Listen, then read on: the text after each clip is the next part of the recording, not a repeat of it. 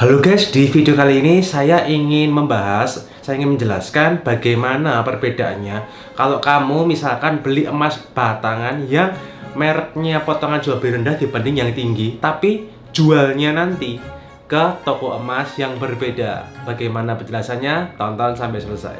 Barang apapun emasnya, mereknya yang tidak dibeli di toko yang sama ada tendensi diterima semurah-murahnya untuk harga bebeknya. Dan itu akan semakin fatal kalau kamu ambilnya misalkan yang mereknya itu sertifikatnya yang tinggi ongkosnya. Jadi ibaratnya sudah diterima semurah-murahnya dan ditambah harga sertifikatnya itu hilang. Karena kamu misalkan kalau ambil yang mereknya itu sertifikatnya yang mahal, sertifikat tadi itu tidak dinilai. Jadi semakin rugi, bonyoknya semakin tinggi guys.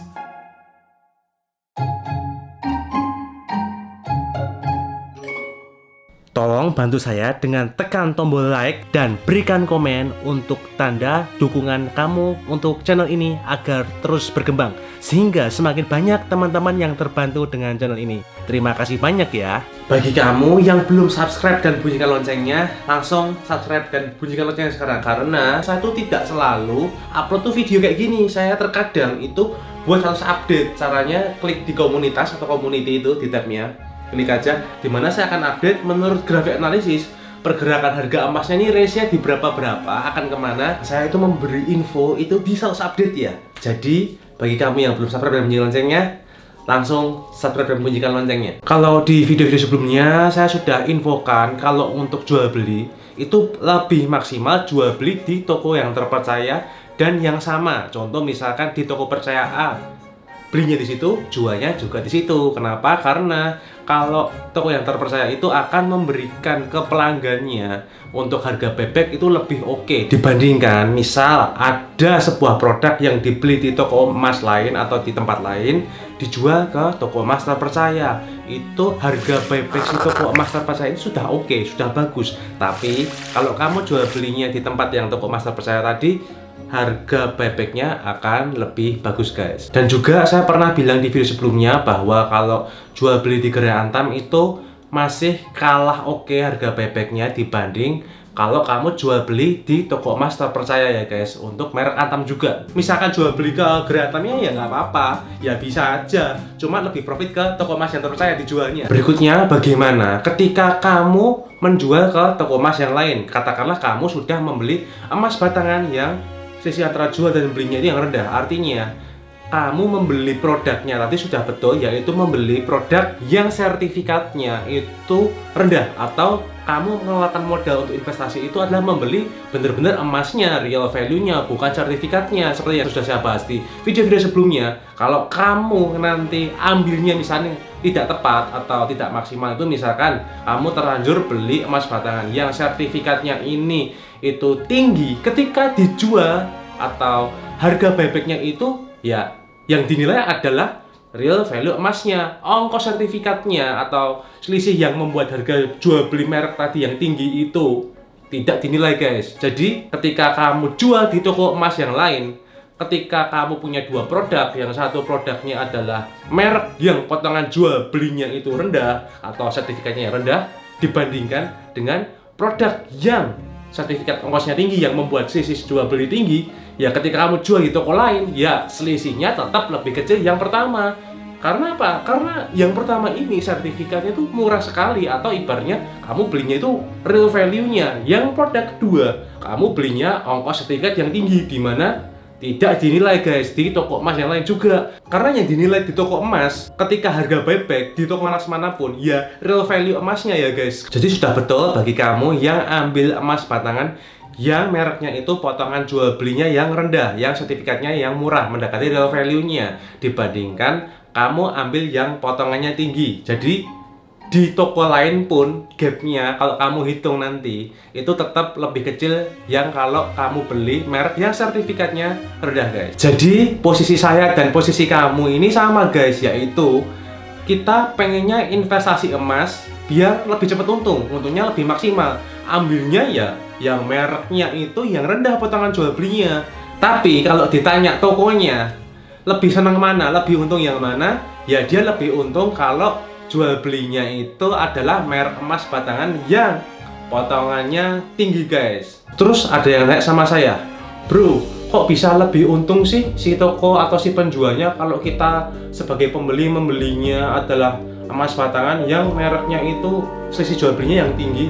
Gimana sih penjelasannya? Oke, penjelasannya adalah ketika toko tadi, ini katakanlah kita sebut angkanya aja ya, ketika toko tadi misalkan berjualan emas yang mereknya itu misalkan selisih jual belinya tinggi, kita bilangnya jualnya mereka 900.000, harga bebeknya kan 800.000, kan tinggi itu. Nah, artinya per gramnya mereka bisa untung 100.000. Loh, gimana 100.000? Jadi begini, misalkan nih contoh ya, ada pembeli katakanlah si A nih dia datang mau beli 900.000 gitu ya per gramnya, tinggal dikalikan si A ini mau beli berapa gram gitu ya. Lalu si A ini setelah beli 900.000 per gramnya dan misal saat itu juga mau langsung dijual karena misal tiba-tiba ada kebutuhan mendadak di hari yang sama, artinya ketika dibeli kembali oleh toko emasnya harga bebeknya itu harganya 800.000 per gram. Artinya ketika ada pelanggan B atau C nantinya membeli harga emas yang potongannya tinggi tadi juga akan diberi rate yang di atasnya yang 900.000 guys. Jadi membeli dari si A kembali 800.000 dijual 900.000. Jadi ibaratnya itu jika di hari yang sama. Tapi misalkan si A tadi menjual kembalinya pas harga emasnya turun, ya berarti sudah ruginya 100.000, potongannya emasnya tinggi, lebih bonyok lagi kalau pas dijual pas posisi turun. Itulah mengapa saya menganjurkan kalau misalkan investasi emas lebih baik untuk yang jangka panjang guys, jangan short term guys. Jadi kamu sekarang sudah tahu kalau misalkan sebagai toko itu lebih happy ketika orang beli emas batangan yang mereknya jual belinya selisihnya yang tinggi guys, dibandingkan yang jual belinya itu rendah. Yang ini tuh yang rendah itu yang untung adalah pembelinya, yang kita, bukan tokonya. Tokonya itu tipis jadi untungnya ketika kita kalau ambilnya yang potongan jual belinya rendah guys. Oke, jadi kesimpulannya walaupun kamu jual ke toko emas yang lain, ketika kamu beli emas batangan yang potongan jual beli rendah, itu tetap gapnya lebih kecil dibandingkan kamu jual ke toko lain dengan emas batangan yang mereknya itu potongan jual belinya yang tinggi guys. Jadi tetap sudah betul